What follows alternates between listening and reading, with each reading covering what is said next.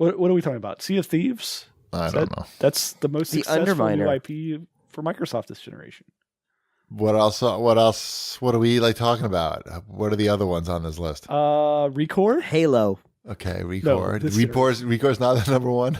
Record. Super Lucky's Tale. Sunset Overdrive, which that's a really good game. That is a good game. Sunset Overdrive is a great game. Quantum Break, again, I enjoyed what I played of that. I need to finish that at some point. Uh-huh. That suffered by this isn't as good as Alan Wake syndrome there. That's tough, though, because Alan Wake is so good. Right.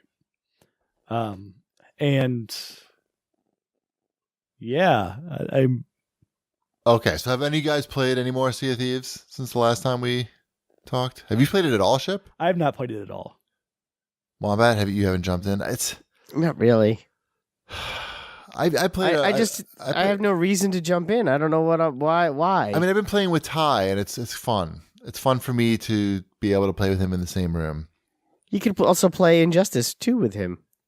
Right, but this one instead of me beating the crap out of him, we're working together towards a goal of basically fucking with other people and maybe digging up a chest here and there. The problem with the game is, forget about there not being that much to do. There's no progression at all. The only thing you're unlocking is like a skin for your sword that doesn't make it any better of a sword. Or shovel or also, bucket or any of that stuff. Or ship. Another game that suffers from first-party syndrome when everything is cosmetic.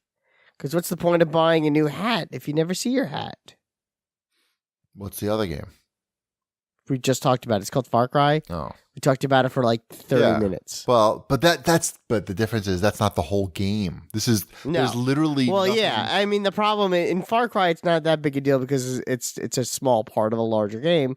In Sea of Thieves, that's like the whole point of the game. So what's the point of getting gear that you never see? Well, the gear doesn't do anything, but it just looks. But you see it in Sea of Thieves because you hold up your cup, you hold up your sword, whatever. But it doesn't. It just doesn't do anything better. It doesn't change the game. But you don't see your shirt. There's lots of shirts and shoes That's true. and pants That's true. and the hooks. Well, if you dance, you can see it. If you do any of the emotes, you can see it.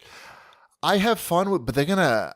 I'm hoping that in a year it's gonna be like a much bigger game and add a third-person mode.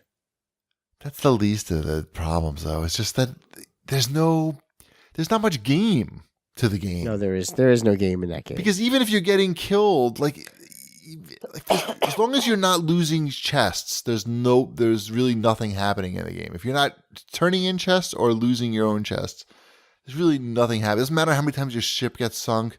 And I read that they were going to institute some sort of penalty for every time you die, you would lose some of your gold. But the community said no, and they're not doing it. So, I don't know. I like the game. I think it's fun, but they need to add more game to the game.